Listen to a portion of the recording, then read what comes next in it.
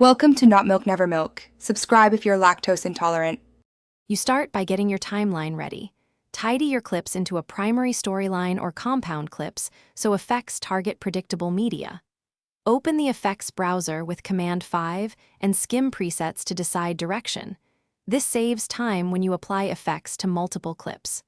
Once done, enable background render and confirm the project frame rate so playback matches your export. Apply a subtle preset to one clip first to test look and performance. This demonstrates how intensity and order will behave across the edit. You'll now build the effect stack. Drag color corrections, LUT, or keying onto clips and order them intentionally because Final Cut Pro processes top to bottom.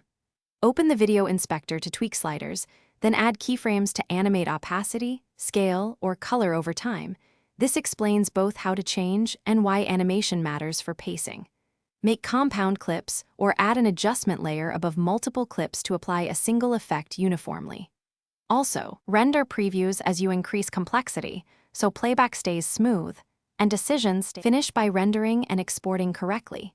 Choose Render All with Option R to generate real-time previews, then export using a master file or compressor preset to preserve color and effects. Make sure to review a 10-15 second frame-accurate section before final export so you catch edge artifacts or keyframe issues. If playback stutters or effects don't show, delete generated render files and re-render, or toggle background render. This forces Final Cut to rebuild caches and usually resolves corruption or mismatched effect order.